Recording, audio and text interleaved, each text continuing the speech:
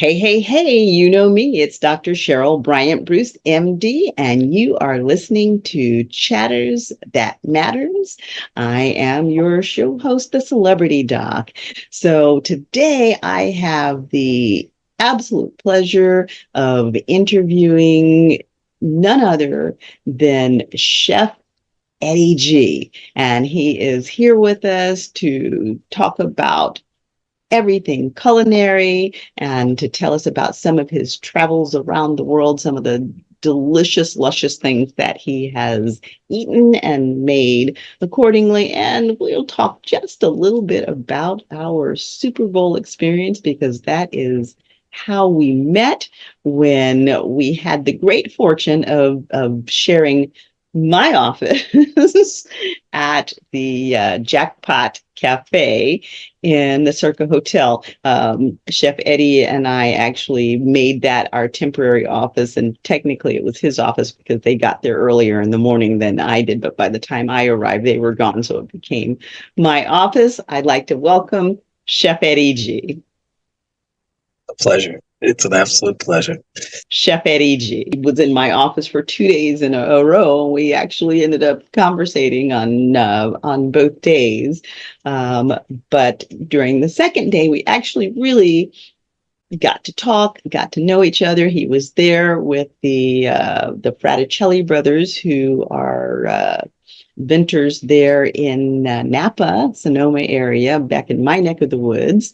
And so we had a really good conversation, but a lot of our conversation was about the Super Bowl because we were all in for Super Bowl Media Week and the Super Bowl events. And you all had an amazing event by the poolside. So tell us a little bit about that. Well, anywhere I go, we're on the road about 300 days a year. So anywhere we go, I try to find a mobile office. So it's in a mobile office and a mobile kitchen. I need that instantly. And it was so funny how we met each other at the Circa and just hit it off. And we were sharing office space, and you were working and we were working. And, the events, we got into town. We were there for I think a little over a week. I think I got in on Monday and left on a Monday, and one event better than the next. We had some great networking events. The food was out of this world. A lot of different, just host events and just pairing the wines with the foods, and that's kind of my sweet spot. I just love events that are more upscaled, past hors d'oeuvres. That's, to me, a fluid, moving around party. And a lot of the parties that we were at and hosted, that's what they were, So, and to me, that's the greatest thing, is you get everybody around, moving, eating, talking, networking, and kind of like we did, and it's it's such a blessing and such an honor. And Las Vegas hosted an unbelievable event this year. And this was my 15th consecutive Super Bowl, more than Tom Brady had. So, okay. But it was definitely fruitful for sure. Was it your favorite Super Bowl? I don't know if it was my favorite. Believe it or not, the New York, I did the commissioner's dinner. We were involved with that dinner in New York. That was a really great Super Bowl. Again, it was in my backyard, so there was a lot of perks to it being here in New York. But I tell you, it might have been up. It definitely was up there. And it was weird because all of us kept saying, I'm not sure how Vegas is going to handle a Super Bowl with all the other things. I mean, there had to been thousands of activations a night while we were there, Yes.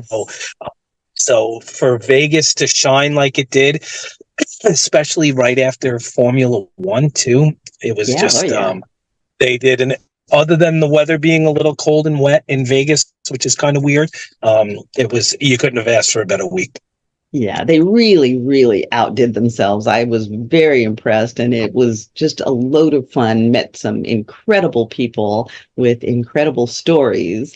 So it was very exciting. And then we had that exciting game to go along with it. And even though I was rooting for the 49ers, I wasn't disappointed. Don't bet against Pat Mahomes. That's the do not bet against Exactly. Pat Mahomes. You can't do it. Can't do Exactly. it. And nail biting all the way till the end. It was a great game. And I'm not mad at Kansas City because they played their They game and it deserved was it. it was excellent. And I nobody could throw a rock at my 49ers either because they played their game. It was just a great game. The halftime show was just Yeah. off the charts. And Butcher nailed it. Yeah. yeah, it was really, really good. So I have to give a shout out. We saw the Jason Derulo concert the night okay. before, and Uh-huh. it was cold and wet and raining, and it Yes. was like it was in this outdoorish, indoorish warehouse type thing. There were less Uh-huh. than 250 people at this event by the end, and Wow. it was out of this world, out of this world. Wow. Yeah, Cool. Cool. I yeah. mean, really some good events happening that week and just a lot of fun going on. Now, one of the things that was going on was a lot of food, and that is exactly what you do. And so let's shift gears and talk a little bit about food. And I'm going to throw a little bit of a rivalry in there because you have eaten food and prepared food from all over the world. East Coast, West Coast, who has the healthiest food? So the first filming that I did when I first started 15 years ago, we did a couple of episodes of a show called Coast to Coast Cuisine, and Uh-huh. it was me. It was me, a restaurant chef from New York, and my best friend, Chef JR, who was a private chef out in California, and Hmm. he went to the number 2 culinary school, the CIA Culinary Institute, and I went to the number 1 school, Johnson and Wales. And him and I have nothing in common, and we always noticed that whenever we cooked, we always prepared totally different meals. And the West Coast definitely prepares more healthy meals. I believe it's the same as the islands. You know, you get that Yes. same fruit-based, vegetable-based, seafood-based for the most Hmm. part. Hmm. I don't want to generalize, but for the most part. But yeah, I would say that the food experience overall on the West Coast is probably healthier than the food experience in Little Italy or whatever place you want me to take you to in New York City, you know. So again, I don't want to piss off any restaurant owners in New York that are going to, we have the healthiest. Okay, simmer down there, chef, you know. But for the most part, I would definitely think that the West Coast and down into the islands is healthier than the East Coast into New York and Boston in particular. So Okay, excellent. And Boston is where I went to medical school in the land of Boston baked beans. But really, what I remember Boston for as far as food was the lobsters, because you could get lobster anywhere in Boston. And I would always come back to the West Coast carrying my box of lobsters on ice. And about halfway through the flight, they'd all start to come off of their dormancy because while they're on the ice, they're quiet and they're basically napping. But once they start to warm up, the boxes would start to rock and roll, and you'd see people sitting around me. The eyes pop. What the heck has she got in that box? As they right, started fighting. right. But yeah, I missed that lobster experience on the East Coast there.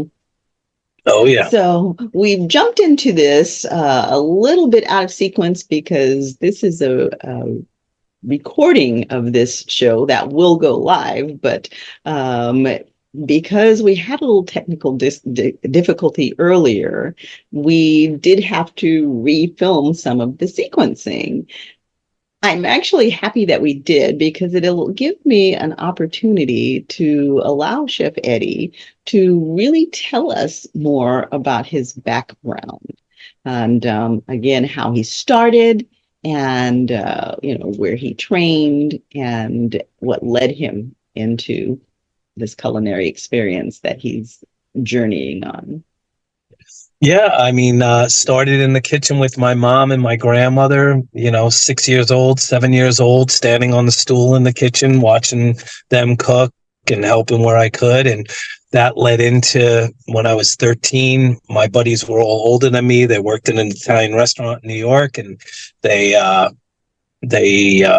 wanted me to work there with them. A dishwasher position opened, and my folks said, "Yeah, if you don't have school the next day, you can work the night prior." So, what started as a summer gig has gone on a long time since I was 13 years old, and I've owned 5 restaurants, and about 15 years ago, I got involved with the Food Network, and subsequently got involved with the NFL almost immediately, 3 months, 4 months after that. And here we are. Amazing that my summer job is still going on, and always traveling, and I get called for the most amazing events, and it's an honor.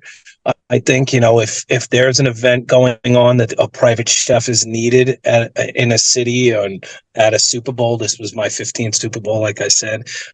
They call me. Somehow it trickles down into me. Whether it's a Snoop Dogg event or a Jamie Foxx event or whoever we've got, Warren Moon or Shannon Sharp or whoever. So I'm very lucky. I'm very blessed. I always try to give back because I think that's one of the things. Karma has a way of coming back around the corner to get you. So Yes, it does. I think, yeah. And you know what? You want to save some ringside seats when this game is over. You want to make sure you get into the right door, and maybe this is the way of somewhat getting redemption to help me, because chefs are Right. I don't want to say we're evil by nature, but we're challenged by nature, I guess, is the easier way. So Well, at but the end of the day, you want to make sure that you end up in the right arena. Okay. that's correct. I might not get ringside seats, but at least get me into the right arena. So Absolutely. Now, let's say, for example, that we had someone who was lactose intolerant, but so many of the dishes have cream sauces. How do you work around that? Well, it depends the menu item that you're using, but there's so many, and this is another thing too that I talked about in my cookbook is it's not so much the recipe, it's the technique, right? Right. So a lot of times if you take a tuna I can make it ceviche, I can make it pan seared, I can make it oven roasted, I can make it grilled. There are so many different options, and I think now, so more than ever, you can get around almost every single allergy, because now there was no allergies 40 years ago. Now everybody's got an allergy of something, whether it's seafood, celiac, gluten, whatever, what nut allergies. So there are so many different ways with different cooking techniques to get out of the, sauce on the side is an easy one. No sauce on whatever, we're doing a salmon. Hey, most people that are stomach sensitive to some degree or have some kind of allergy, they even know the way around it. Can we just have no sauce? Can I get lemon on the side or something if it's seafood? So there are so many ways around it these days that most chefs are prepared for. We have the option, even as simple as when you have a dairy allergy, which is common, instead of us doing a saute of broccoli in a garlic butter sauce, just steam it, bam, nice and easy, bam, onto the plate, out the door. We didn't even miss a step on the line, So there are so many different options now for when you do menu creation, I guess, to get yourself around those allergies or whatever it is.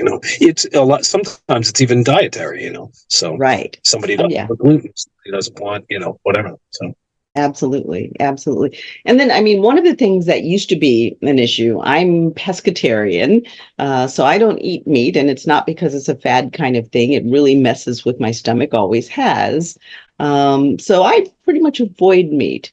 And a lot of times in the past, even the vegetables were prepared with meat. Now that's not so much the case. I'm finding that pretty much everywhere I go, any vegetables that are prepared, they usually are not prepared with meat. What other changes have you seen in terms of healthy food and consciousness about allergies? What other changes have you seen over the years? Because you've been there for a while, and just like everything else, the way people are eating has changed in terms of preferences, and some things come and go, are fads. But I think because of everything that's going on, like you said, the allergies, our environment's so toxic now and people's immune systems are so hypersensitive that we are seeing these progressive changes occurring. What are some of the changes you've seen and how do you accommodate for those? Well, it's again funny that you say it, but I've owned 3 steakhouses. So my last one was up in Harlem, which was one of my favorite. It was a filming studio / tapas steakhouse, I called it. Oh, nice. And I remember this one night I had these 4 vegans come in, and they wanted me to do a vegan tasting. And I nailed it. I knocked it out of the park. But It's weird because over the years, there have been so many food trends that changed. Just think like 20 years ago, you would never have put a blend in a bottle. You would either have straight cab, straight zin. Now you have blends that have 7 different varietal grapes. If you had told somebody that 25, 30 years ago, they would have been like, yeah, out your mind, Their hair and then it was the same thing. Right. But then you also had years that steak was, everybody was doing the Atkins diet. Nobody, every Atkins, meat only. Then you get the next, and it was, everybody was doing the pasta diet or the bread diet. So I think you go through these 7 or 8 year cycles I've noticed over the years. But with that being said, to me, the pescatarian diet, I think it's the most common that I see. Again, I'm out in Montauk, New York, which is a seafood capital of the world. So it's kind of easy to make everything seafood. That's all I eat during the summer. But with that being said, I think you're seeing people wanting to know where their fish is sourced from, where, I know for me, if I'm on Long Island, if I'm out in Montauk, I'm only eating seafood. I'm not eating beef out there. I'm not eating chicken out there. I'm not eating pork out there. If I'm in Texas, I'm eating barbecue. I don't eat barbecue in New York. I eat barbecue in Texas. If you're in the middle of the country, you're eating, you're not eating seafood. You're eating beef for the most part. Same thing if you're on the West Coast, you're eating more healthy, citrus-based, fruit-based, vegetable-based foods. So to me, it's a little bit of regional. Same thing with Europe when you're on the coast in Europe, anywhere or whatnot. So to me, I think it has to do with regionality. Again, my show Locavore to be I like that. I really like that. Yeah, it's all about locally sourced. And the coolest thing is we fly into an area and we learn about what's locally sourced, and then I put my spin on it, So I love that. I love the seafood component because pretty much that's the world food. We're surrounded by oceans, groupers in every water in the world, groupers in all waters. But I love seeing new fish, kingfish down in the islands, barracuda. We don't have barracuda here. Our tuna, cold water tuna is so much better than warm water tuna. Yes. Sorry and to anybody. I am in love with parrotfish. You don't usually see it here in the United States, but I've come across an international market that has parrotfish. I am in love with parrotfish. Oh yeah, I had it the other day in the Bahamas, and it was awesome. We had conch, conchs in our water too. I absolutely love conch. Me too. And we added conch salad, conch fritters. We added in it was almost like a fish and chip they made with I was just telling this story tonight. So to me, it's all regionally sourced food. And then, like you said, I think if you ask, I'll bet you that pescatarian is probably one of the biggest diet trends or food trends, if you will, and I love it as well, Don't get me wrong, I don't mind a steak every once in a while, but yes. everything in moderation. Yes, and I mean, I love what you say about locally sourced because that is one of the things I say. You know, people talk about organic, and that's really cool, but it's hard to get anything that is really organic, even if it's coming off of an organic farm and they're not using pesticides. You know, it rains on the farms and the pesticides are being picked up in the rain, and the rain is indiscriminate as to where it dumps it. You know, pesticides are being leached into the soil, various other things are being leached into the soil, so it's very hard to get truly organic. It's nice if you can get it, great, but you know, even truly organic is not pure. What I think is more important than organic is, as you said, locally and regionally sourced. And the reason for that is because when things are being shipped all over the world, they're having, if they're produce, they're having to be picked early before they're ripe, and then they're put into shipping containers, and then they're sprayed to ripen them, and it's artificial. They never ripen naturally, and so they don't reach their fullest nutrient content. And then the other part of it is, again, I'm pescatarian and I don't eat meat preferentially because of GI issues. But if I'm in the middle of the country in Texas, I'm a little bit reticent about eating fish. Why? Because it's being shipped from somewhere else. And even if they say it's the fresh catch of the day, chances are it's been sitting a while. And one thing that you don't want is fish that's been sitting for too long, for lots of reasons. One, because it can actually cause you to be sick. Two, because it loses flavor quickly as the amines or the ammonia builds up in the fish. So your richest food sources come from the regional areas. That I always say, eat as close to the ground as you can. The closer you get to them picking it, or the closer you get to them harvesting the meat, the fresher it is, the better it is for you. Now, I have a meat question. This is taking another turn, just because I'm curious about it. I grew up out of country. My father was in the military, and when I was a young thing, I was in Izmir, Turkey. And so we ate filet mignon a lot.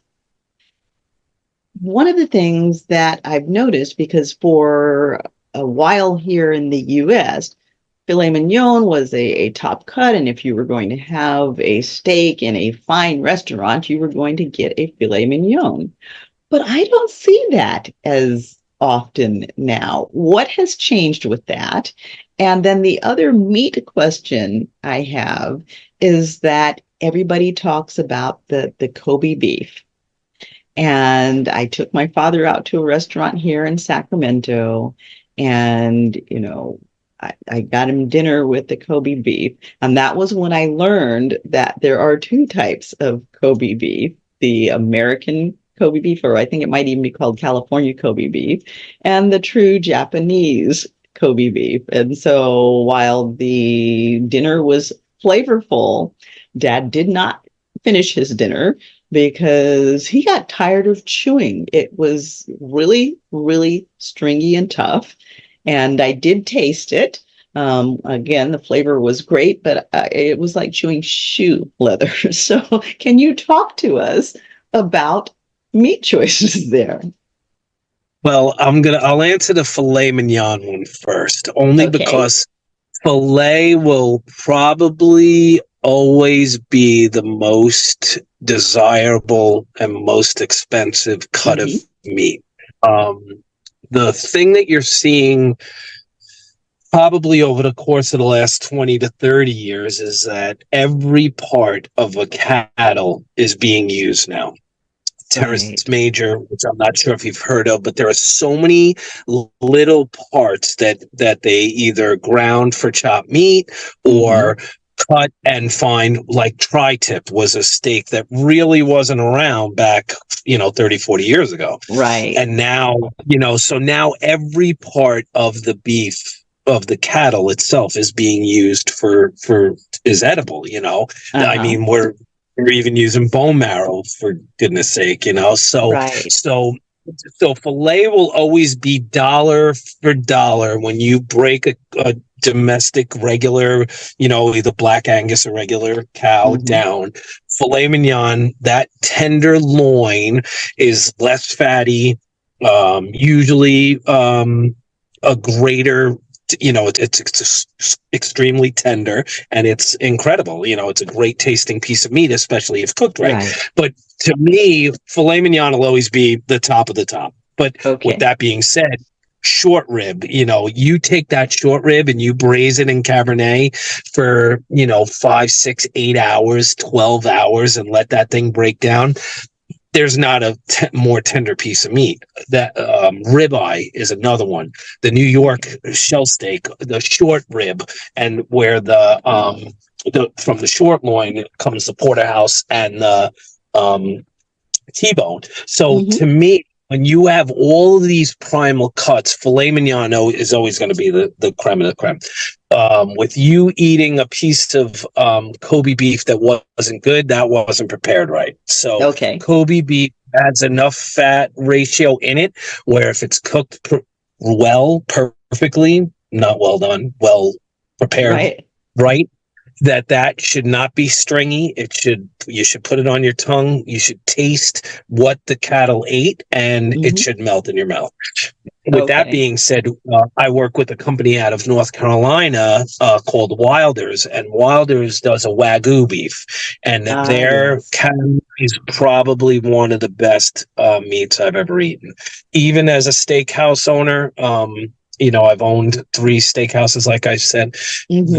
To me, you can't eat steak often. Right. Once a week, maybe every other week, better. Maybe once a month these days is what I want. So I think you got to be very careful with the cholesterol and all that stuff. But then again, you Yes. look at the Atkins diet, like we talked about, or even Hmm. keto. Hmm. Everybody's doing this keto, which to me is a modified Atkins diet, but it's Right. all meat based, So, but Yes. they're, to me, a great chicken, a great lamb, some of these other pork I even love. So there are Hmm. so many great food choices, but to do it like we talked about, locally sourced, to Right. know where it comes from, But on that one that your dad ate, I'm going to say that wasn't prepared correctly. That's the word I'm going to Okay. use. All So right. that Because just, again, I didn't see it. I don't know. It's hard to tell when you don't. I'd have to yeah, see it, but I think I'm gonna it's pretty safe to say that it wasn't prepared correctly because even lesser cuts of meat really shouldn't have been that tough. It was like chewing no. shoe leather. It was very flavorful, but boy, your jaw was sore when you finished eating it. So, And they're and I nutty about that Kobe beef too. Like they're very yes, proprietary. Yeah, very. They're very protective of that brand. Very yes, proprietary. Yeah, they want to get that yes. right. So. Yeah, and I was so disappointed because it was my birthday, but I really wanted to do this special thing for Dad, and so I was like, oh, so I owe him a good Kobe beef next time. Yeah, yeah. If you can find Wagyu, true too. Try a Wagyu or a good. To me, in America, Black Angus steak, you can't go wrong with the Hmm. prime Black Angus steak. You can't go wrong with it. And Right. any prime ribeye, porterhouse, you name it. And it's if you got a good chef in there and it's purchased correctly and stored correctly and aged correctly, there's nothing better. Right, right. And as you're talking about the Black Angus steaks, and you asked me about the Terrace Major and the whole bit, it made me smile because I actually, prior to deciding to go into medicine, in school, I was an animal science and wildlife and fisheries biology major. So we had to learn about all of that and how the meat and all was processed and all of the different types of cattle, whether they were Black Angus or Herefords or whatever, the case may be, and even the types of meat that came off of, each one and why different ones were preferred. So that took me back a long way. Well, you just took me back to culinary school where because we would cut in my steakhouses, we cut down meat, but we didn't Right, cut down, a half of a cow. Where in right. culinary school in our butchery classes, we got a half cow delivered and had to break Yes. the cow down, So you just brought me back to culinary school. So Yes, yes. welcome back to culinary school. So those are kind of fun memories. Now Yeah. let's talk about fruits and vegetables.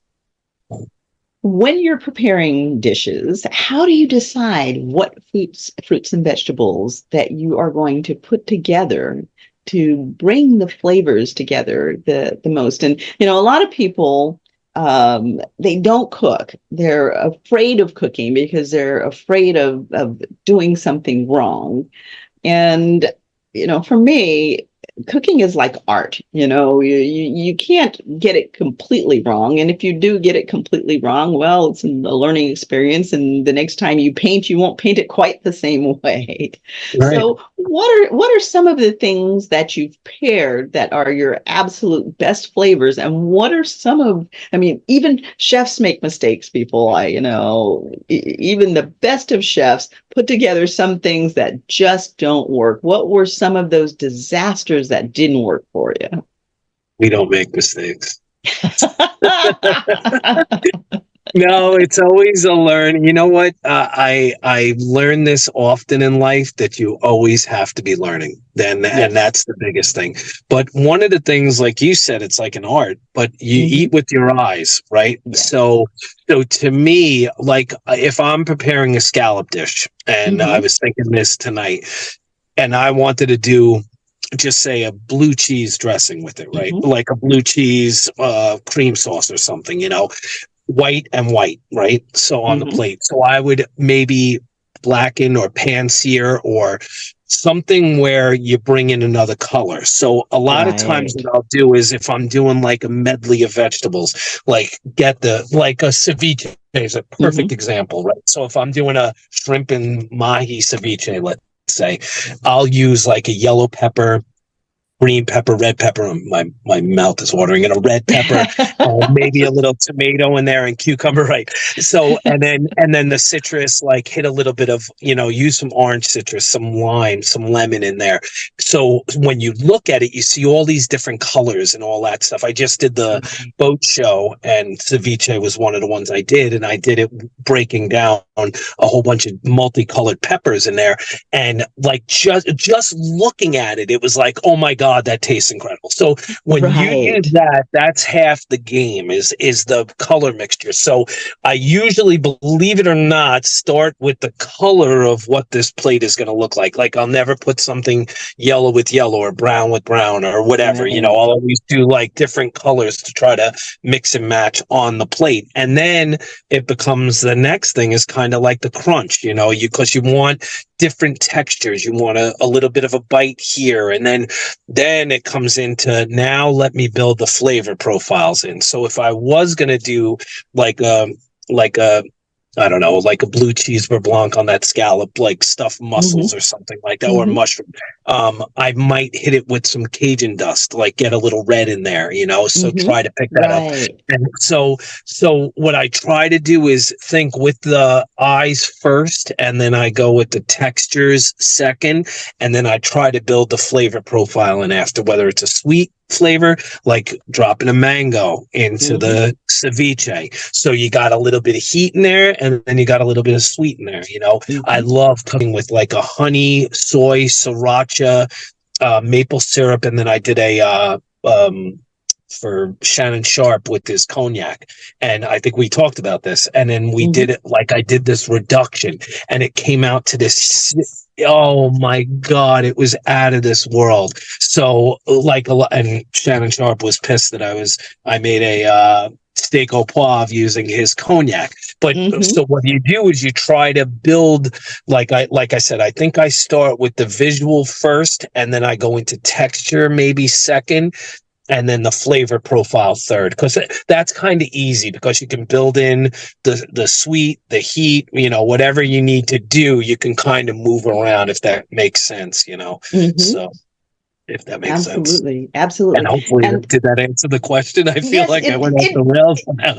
it actually, we kind of went all around the world, but you did answer the question. You actually answered some other questions that I was getting ready to ask, and you made a point that I like to bring when it comes to foods, and particularly when we talk about fruits and vegetables. One of the things that I say is eat from the rainbow. And, visually, when chefs do this and they're putting together different color fruits and vegetables and such, what they're doing is creating a healthier nutrient source, because all of those fruits and vegetables, they are the only way that you can get antioxidants in your diet. And antioxidants are super important in protecting us from inflammation and from what's called free radical damage. I mean, think about someone running up and stabbing all of your cells with knives. That's what free radicals do. And antioxidants are the shields that protect your cells from the knives. And when chefs are putting together all of these flavors and colors, those colors are representative of different antioxidants when they're in the fruits and vegetables. And the other thing that you were saying was in terms of the flavor profiles, adding these colors in, the visual perception of food. When we think about food, we think about it in terms of taste and our taste buds. But you have to remember that the actual sensation of eating and the flavors that we get from eating, the satisfaction that we get from eating, is not a singular sensory experience. It is not just about the taste buds. One of the things that you as a chef, I'm sure, have to think about is, what is this food aroma going to be? Different aromas create different sensations of taste.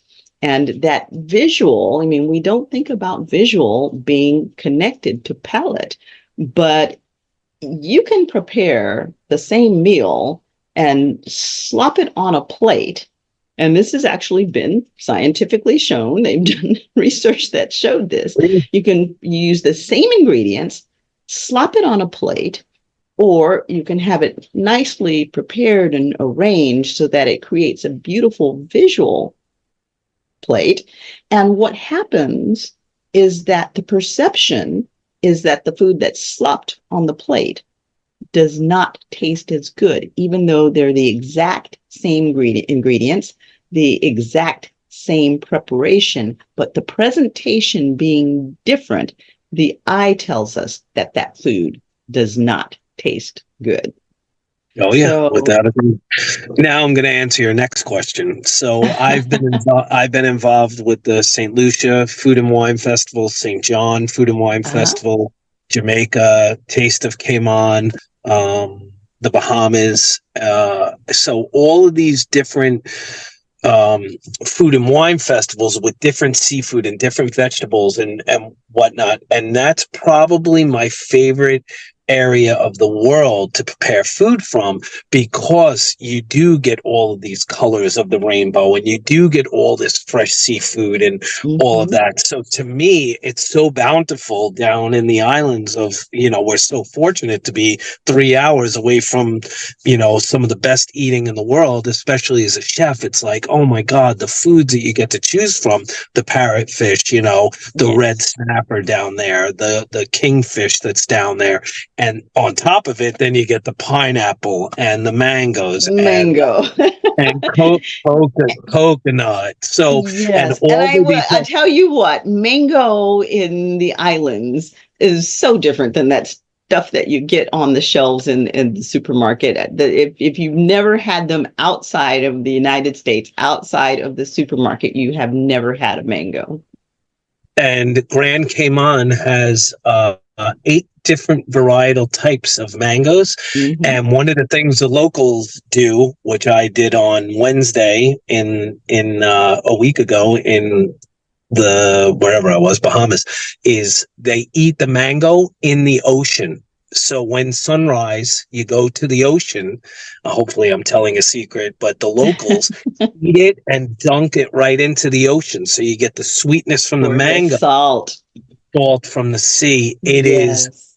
I don't want to say an orgasmic experience, but it's damn near close as you can get. That's the darn sure. If you got to edit that, I understand. But it and they were like, you got to do this, do it at sunrise. And I brought my folks down, and I was like, you got to try this thing out, you know. Right. So it's stuff like that. But then you wonder why, people in America live till 70, 75, and people in the islands, everybody's 90 plus years old down there. Right. Well, but they're 90 and healthy, they're 90 and fit. Right. Mm-hmm. Yeah.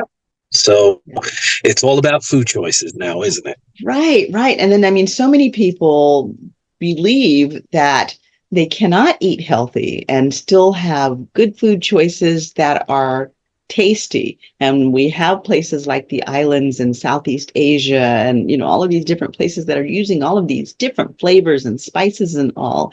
And the food is absolutely delicious. As you said, it's practically orgasmic experiences.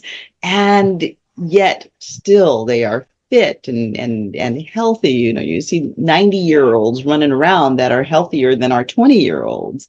So, food is what you make it.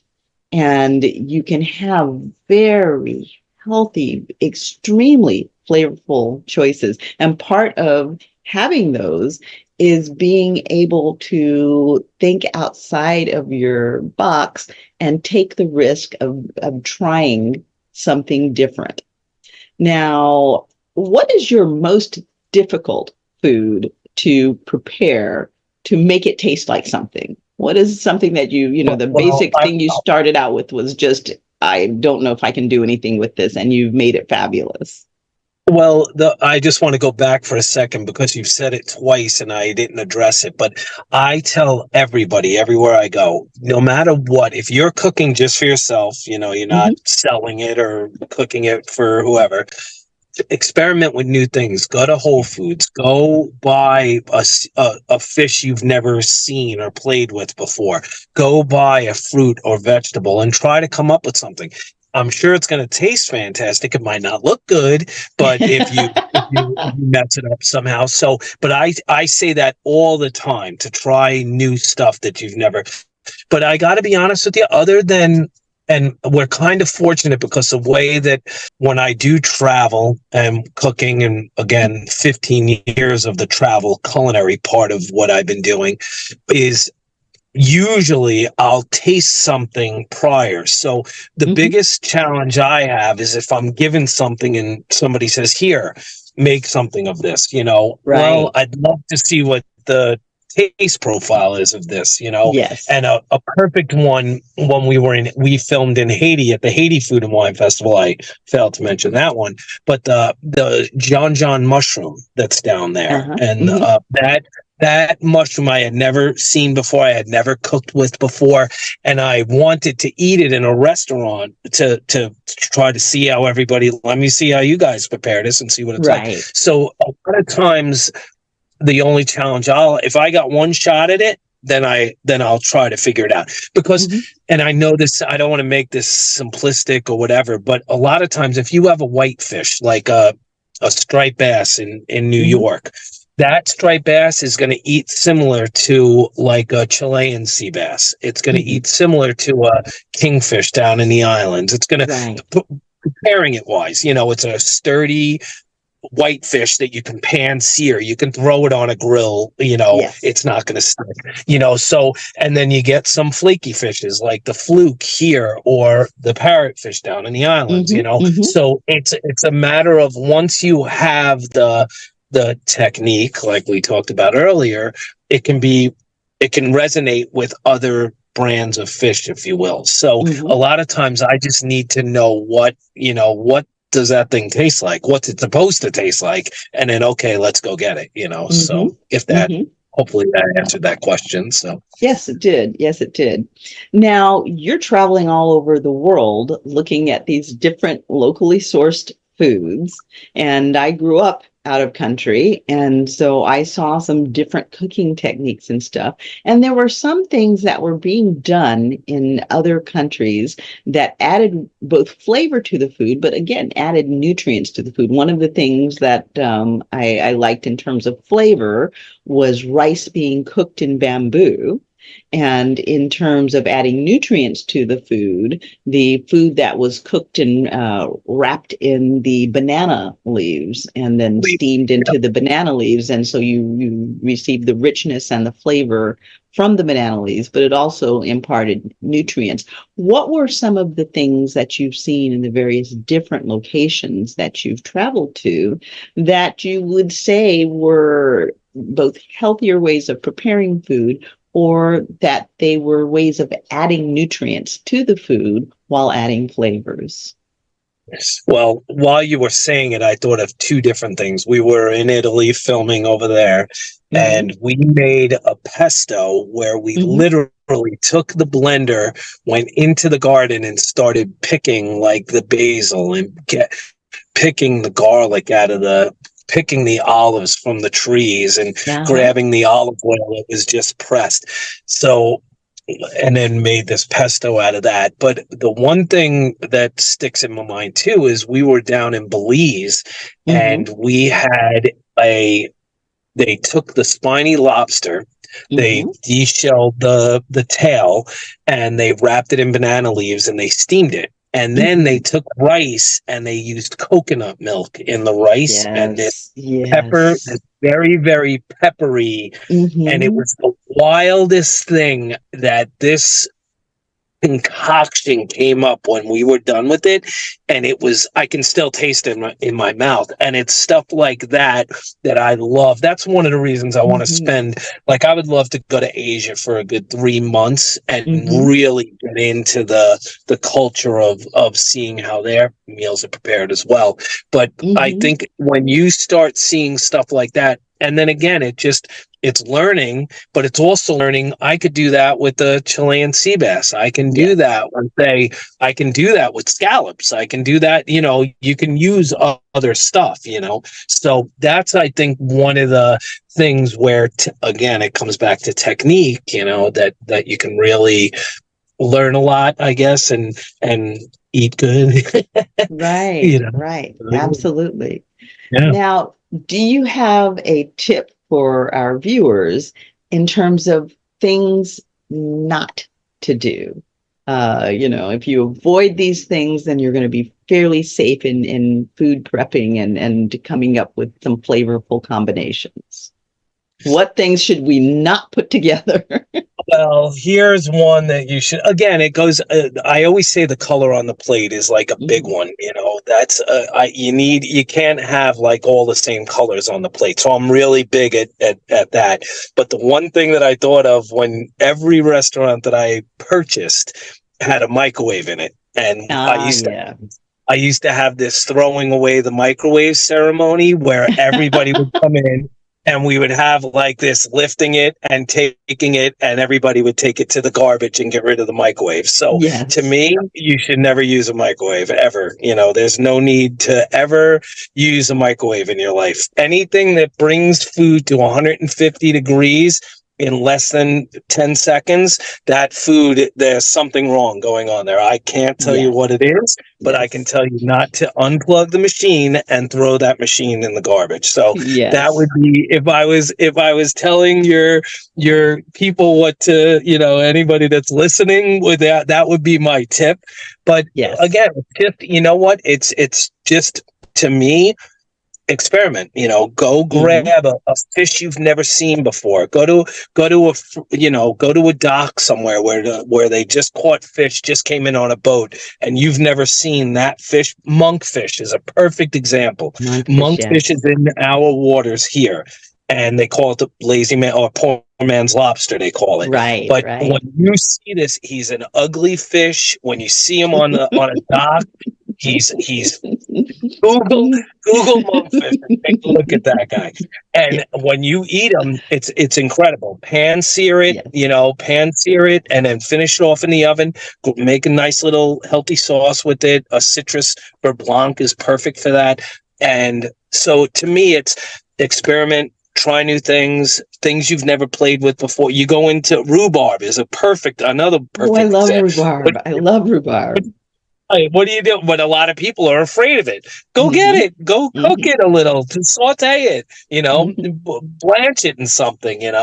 Treat it like broccoli. Treat it like asparagus. So to me, it's about trying stuff, experimenting, especially if you're cooking for you and your wife or your husband or your boyfriend, girlfriend, whatever.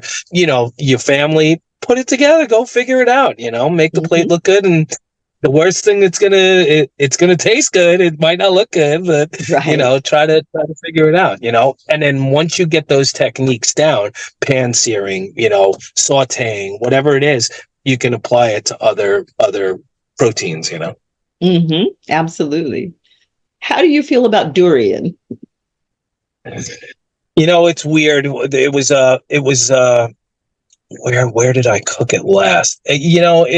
It's to me, I love all fish. I haven't met a fish I haven't liked. So it's got a lot of the qualities of our flounder here.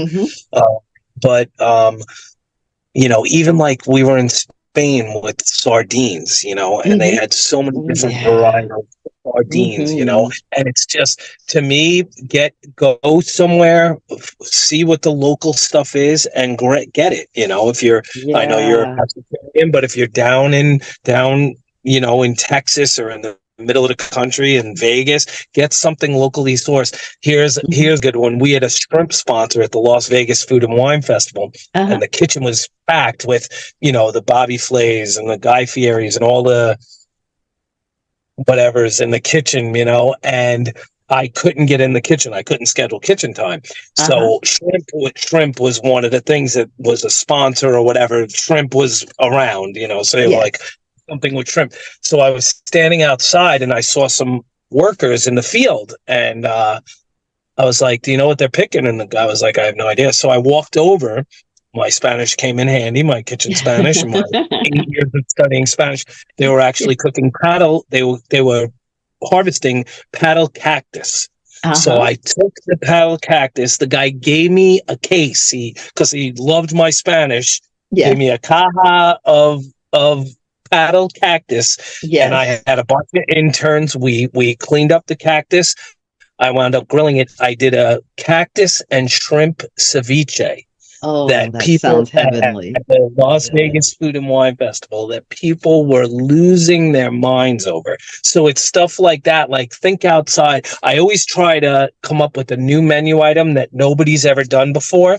And then I Google it. And if it doesn't come up, then I'm like, bam, I got a new one here, So another one, I did the Santa Monica Food and Wine Festival. And I was trying to figure out something cool to come up with. And I thought of a grape and scallop ceviche. So I took the grape and I sliced the grape nice and thin. I got like 5 cuts out of a grape, and I marinated it with the scallop. I sliced the scallop down. Do you know that the scallop got stained? It looked like rainbows on the scallop from the grapes, from the different grapes. And everybody was like, this is the coolest thing. And I had no idea that was going to happen, but I was like, oh yeah, I practiced that. I knew that was going to happen. So, it's thinking outside the box. It's coming up with new, different creative ideas. It's learning techniques and then applying different stuff, so. Okay, now let's talk about bitters, because in the US, culturally, we don't do a whole lot with bitter foods, bitter melon or bitter greens, things of that nature. What do you do with bitters in order to make them more palatable to the American taste bud?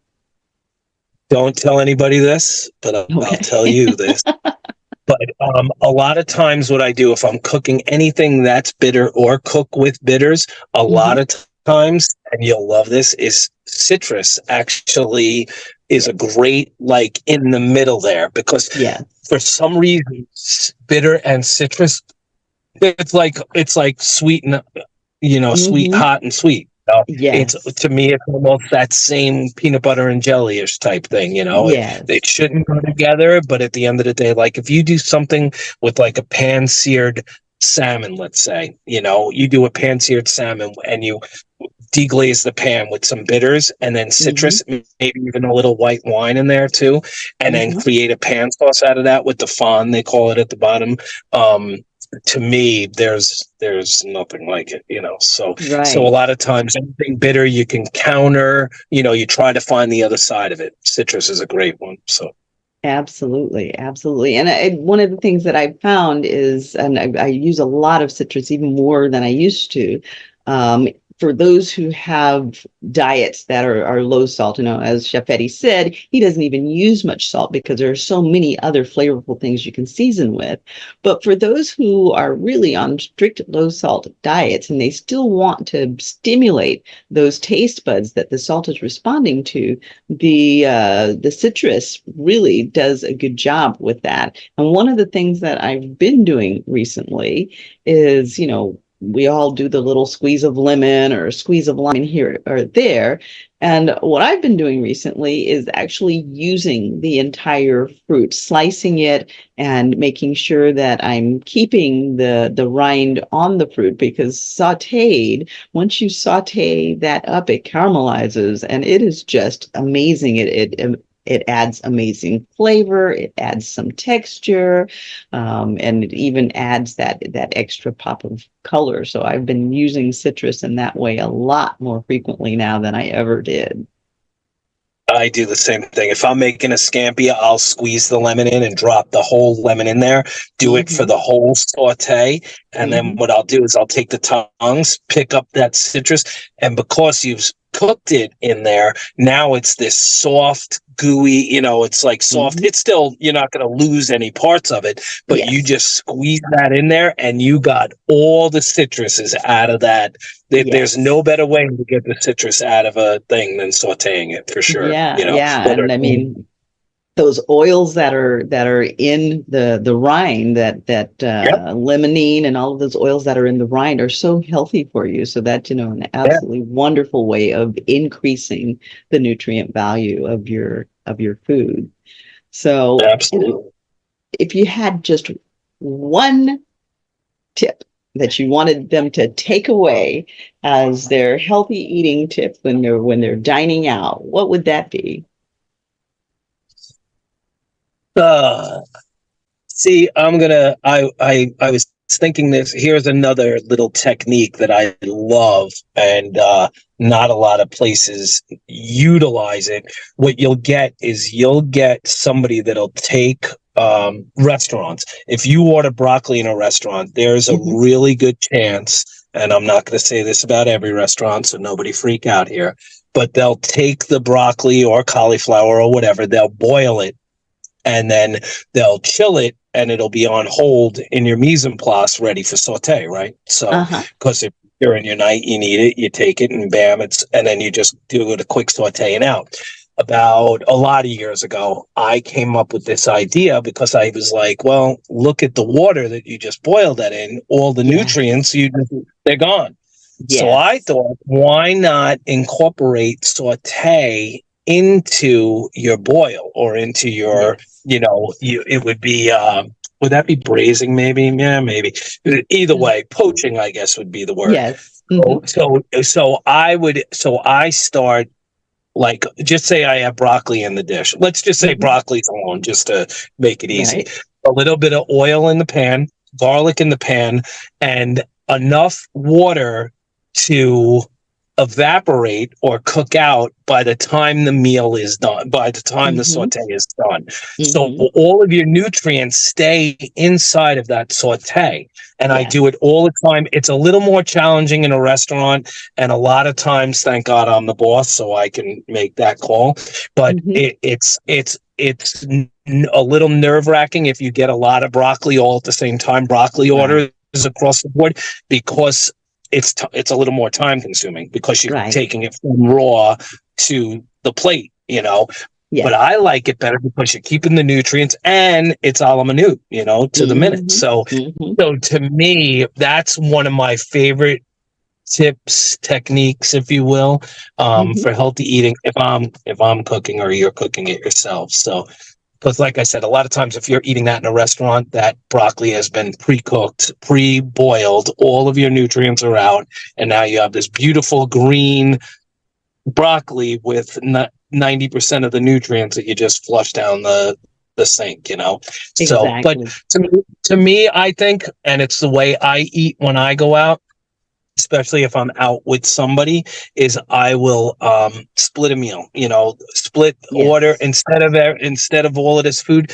Order an appetizer, split the appetizer. Order a salad, second course, split the salad. Order an entree, prime rib, third course, split the prime rib. Order a dessert, split it in half, and then you've eaten half of the amount, and you're not loaded up on fatness and disgustingness. Absolutely.